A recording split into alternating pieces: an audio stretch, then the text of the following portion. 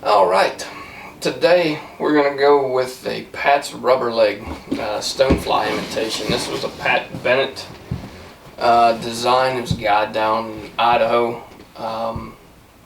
You look at just about any guide's fly box out here, out in the West especially, and you're going to see rubber legs throughout it. And there's a couple of good reasons for that. One, it just flat out catches fish. I mean, it's a great stonefly imitation. Two, it doesn't take a lot of time to tie. Some of the stoneflies that are out there, and I said last year that I was going to do a tutorial on the ones that I used to tie that were just insanely detailed. These probably outfish them, to be honest with you. I've said it multiple times, you know, especially about the nymphs. I go more toward the suggestive side now than I do pure imitation. It's just really not worth it to go putting all this time and effort into a fly, and it really doesn't outfish stuff that's, you know, takes a lot less time to tie.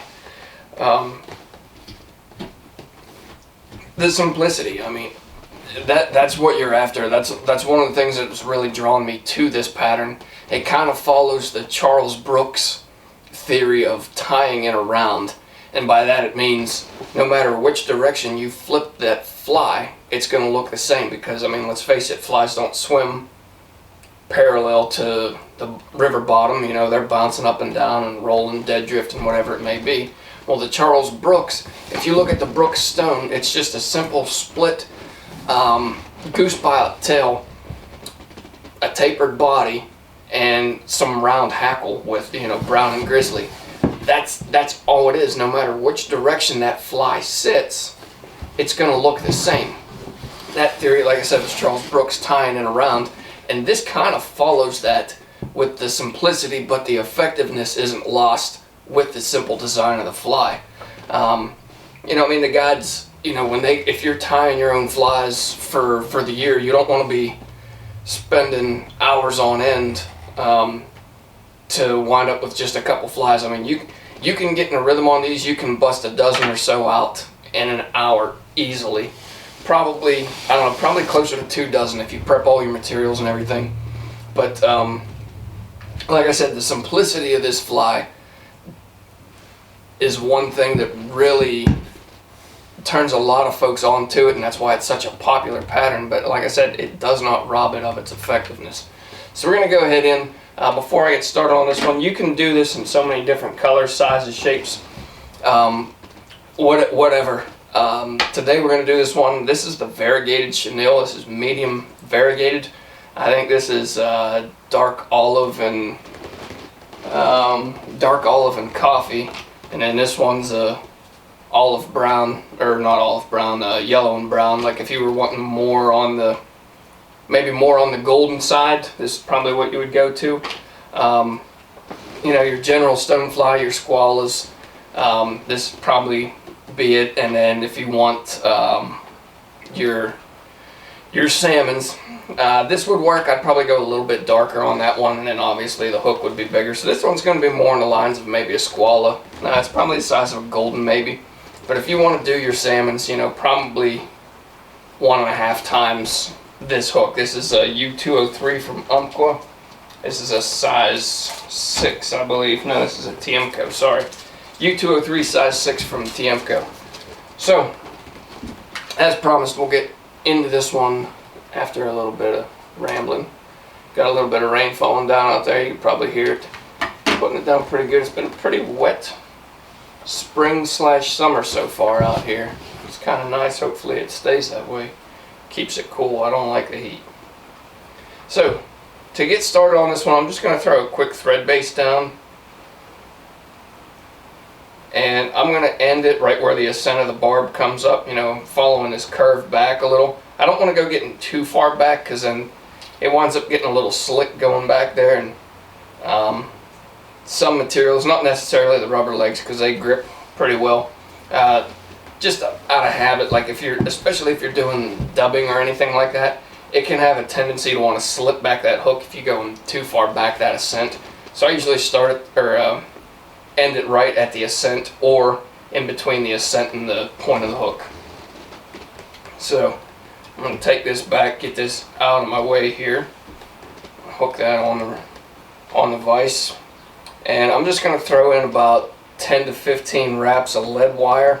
And I'm not doing this for weight really, because when I'm nymphing, it's drop shotting. I don't really get into the whole Euro thing anymore. There was a short spell where I did, and I was really big into that, and I was waiting on my nymphs and just took extra time, and I found out that drop shotting is a lot more effective in my opinion. So I don't really do that. This is just strictly for taper. I still use my split shot to get the flies down to the bottom. Now if you're over in the over across the pond and they're not allowed to use split shot, and I mean that's where the the Euro nymphing thing really, obviously for the name, really came in onto the scene there. And it's definitely gained popularity out here in the US as well. A lot of folks getting into that. So on this one, this is just a standard rubber leg. There's so many different materials out there. I like the MFC, they call it Sexy Floss.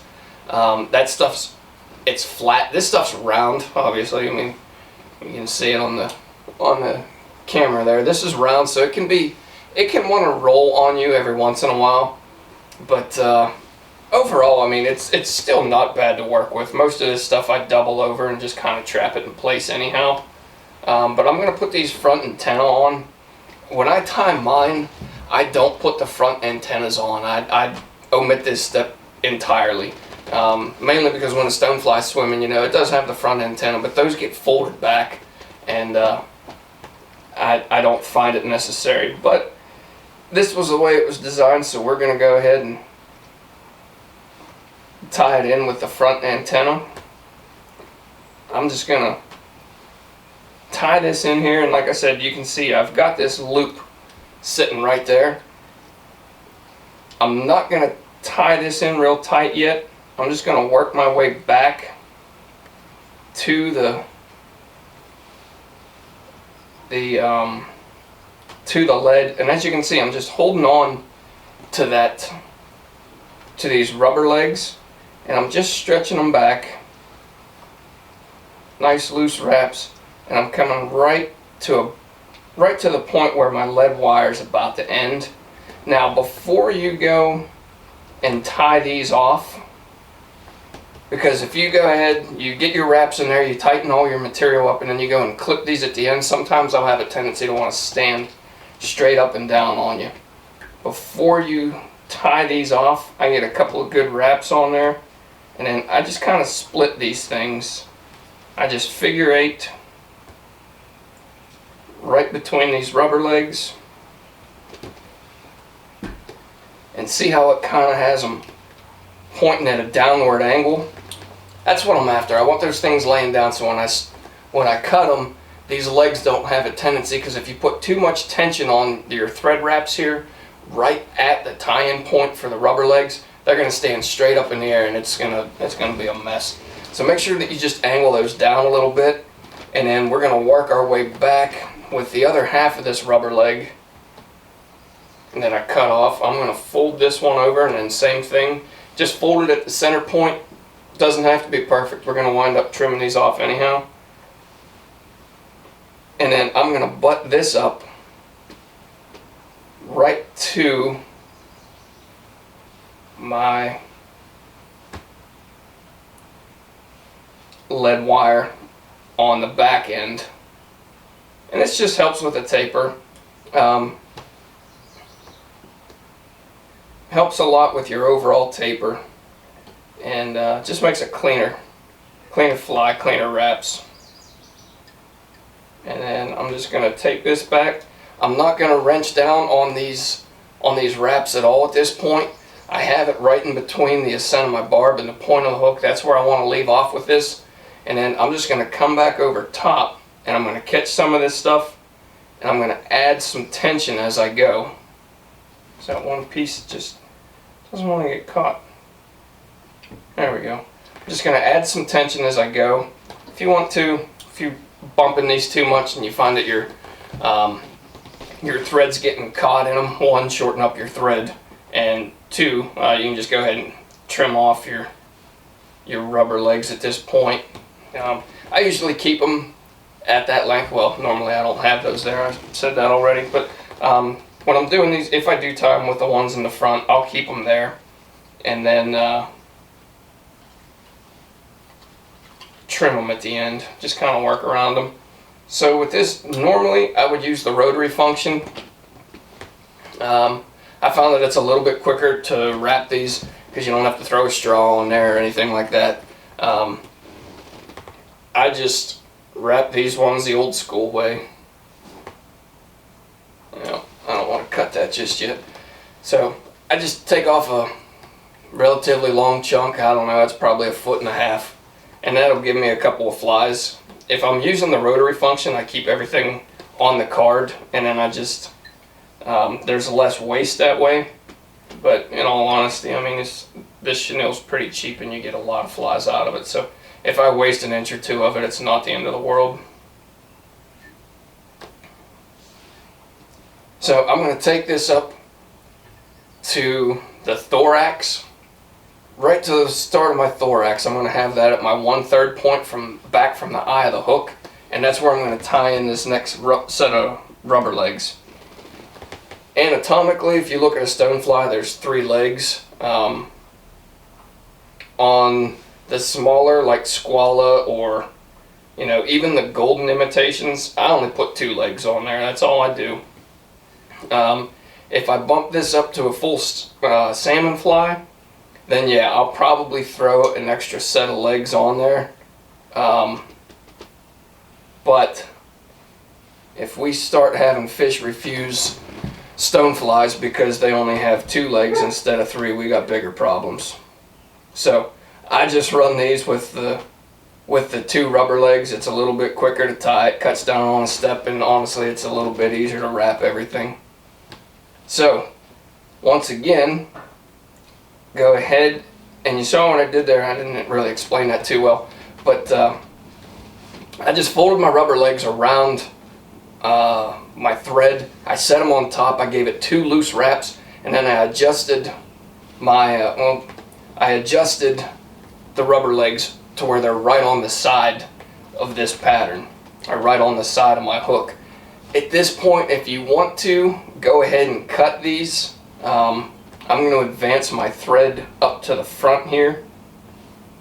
It's a little bit easier to control everything if you don't cut them. So I'm going to leave them just how it sits, and then I'm going to get my thread out of my way because I don't want it dangling down there while I'm wrapping this. So it's just going to be one wrap right in front of the next all the way up.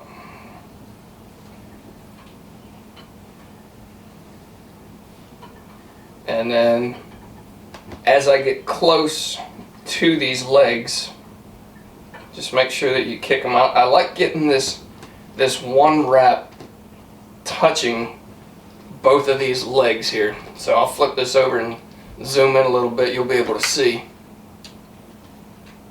There we go. So that you can see that wrap right there is actually touching those legs, and it's pushing the legs forward a little bit. Don't worry about that, because all we're going to do is just move this leg out of the way. This back set of legs, we're moving it out of the way. Get over here. And then we're just going to split these right through the center. Get it over here. There we go. Now, same thing, I'm just going to peel these ones back now. I'm going to make a wrap right in front of it.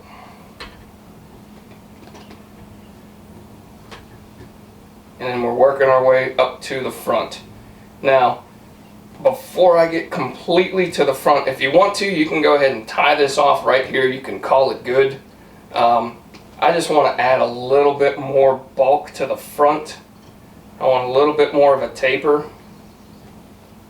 So I'm going to come back 3 wraps almost to where I'm touching my my front legs again. Get over here. There we go. Almost to where my front legs are touching again, and I'm just going to go 1 wrap back, and then I'm going to tie this off. Come behind your chenille, catch this, make sure you leave enough space on that eye to where it's going to be nice and clean. You're not going to wind up making a mess and not able to get your tippet in there. So we'll just give a couple of wraps right around this. Everything's nice and clean how we want it. You can go ahead and snug that up at this point. Get my thread out of my way. I'll cut my chenille off without cutting my rubber legs if everything goes right. Good. And then we're just going to give this a quick whip finish, and we're going to be done with this fly. If you feel, I'm kind of getting the feeling on this one, the front leg, the front antenna that's closest to me seems like it wants to stick up a little bit. I'm just going to tie that down slightly, come back over top of this.